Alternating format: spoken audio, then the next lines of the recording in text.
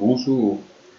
Après avoir vu dans les vidéos précédentes à quoi ressemblait la monnaie et quelle forme elle pouvait adopter, à quoi elle servait, quelle fonction elle remplissait dans l'économie, on va s'interroger dans cette vidéo sur son origine, d'où est-ce qu'elle vient, qui peut la créer et comment.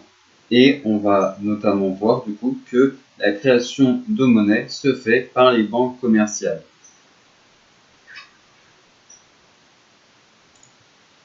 Pour comprendre comment est-ce que les banques commerciales créent de la monnaie, il faut comprendre un document comptable important, voire même fondamental, le bilan comptable.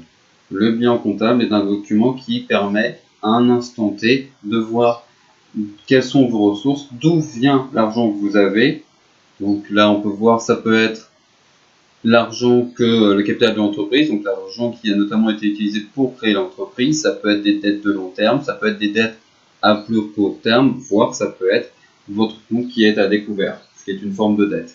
Et ensuite, comment est-ce que cet argent a été utilisé, et donc quelle est la valeur finalement de ce que vous possédez, qu'est-ce que vous possédez et quelle est la valeur. Donc cet argent a pu être utilisé pour acheter des machines, des locaux, peut être utilisé à un moment, donc on parle d'un instant T, donc peut correspondre à des matières premières et peut évidemment être simplement stocké sur votre compte en banque sous forme de disponibilité de trésorerie.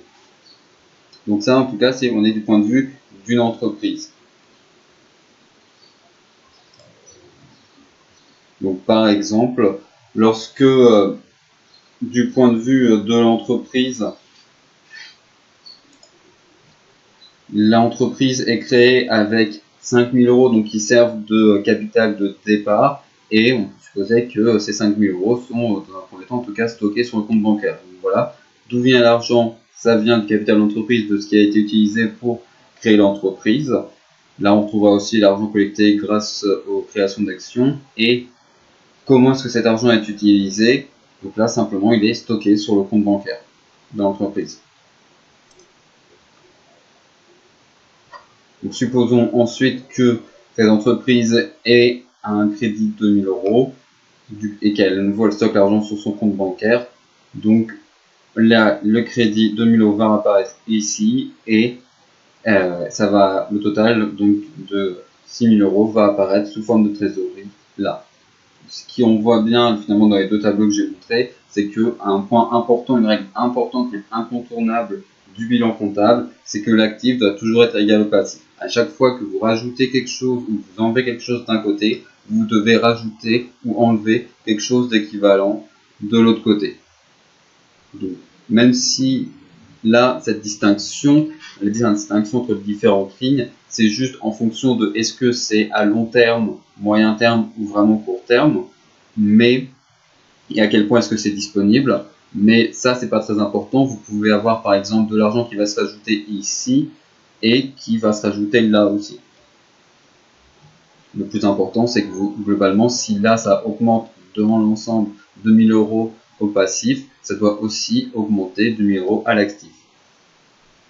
Donc ça, c'est ce qui se passe du point de vue de l'entreprise qui reçoit un crédit. Du point de vue de la banque, c'est différent. Je dirais même que c'est l'inverse. C'est-à-dire que la banque va accorder un crédit, donc ça va être de l'argent qu'elle va utiliser pour justement le prêter à l'entreprise. Donc vous allez avoir 1 000 € qui vont se rajouter là à l'actif du coup. Et puisque l'entreprise a son compte dans la banque, cette entreprise va déposer les 1 000 € sur le compte bancaire. Et donc là, ça va être du passif, puisque là, les dépôts pour la banque, c'est une ressource qui vient de l'extérieur, c'est l'argent déposé par ses clients. Et ce qu'on voit bien, du coup, quand on étudie ce fonctionnement, c'est que la première étape pour la banque, c'est la création de crédit et que ce crédit va se traduire par de l'argent déposé sur le compte de l'entreprise.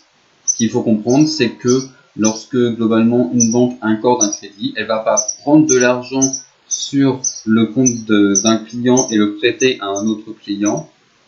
Donc là, on serait sur des dépôts qui permettent des crédits, puisque c'est en fonction de l'argent que vous avez déposé sur vos comptes que vous pouvez peut-être prendre une partie de cet argent pour le prêter à quelqu'un d'autre. Là, au contraire, la banque va décider, ex nihilo, de créer de l'argent, de le prêter à l'entreprise, et c'est ce crédit qui va créer les dépôts, puisque ça va correspondre, c'est grâce à ce crédit que l'entreprise va pouvoir déposer 1000 € sur son compte bancaire. Donc voilà, c'est le plus important.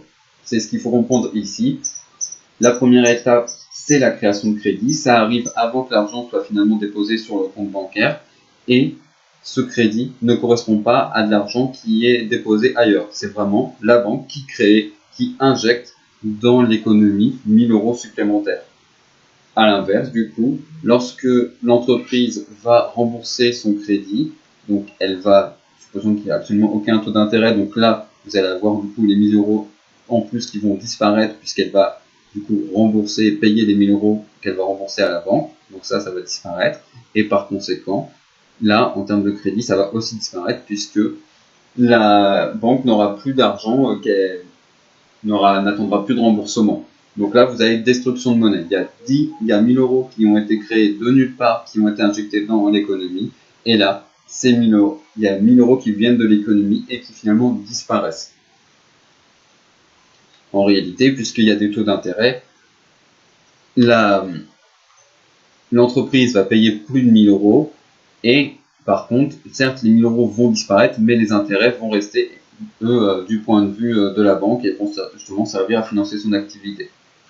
Mais là, justement, quand l'entreprise rembourse les 1000 €, les 1000 € en soi, puisqu'ils ont été créés de nulle part, ils reviennent finalement dans ce nulle part, dans cette espèce de trou noir, de vide interdimensionnel.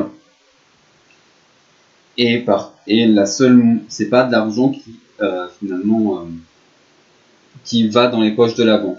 Ce qui va dans les poches de la banque, c'est les intérêts. Mais la somme qui a été prêtée, le crédit, lui, il disparaît. Donc là, vous retrouvez tout ce que je viens de dire, que je vous laisse du coup pour prendre des notes, pour vous aider dans la prise de notes. Donc les banques peuvent prêter de l'argent qu'elles n'ont pas. C'est comme ça justement qu'on a création monétaire, qu'on a création de monnaie qui n'existait pas auparavant dans l'économie. Par conséquent, c'est les crédits qui font les dépôts, parce que c'est d'abord les banques qui vont accorder des crédits, et en fonction de ces crédits, vous allez retrouver ces sommes sur les dépôts sur les comptes bancaires. Et à l'inverse, lorsqu'un prêt est remboursé, ça correspond à de la destruction de monnaie.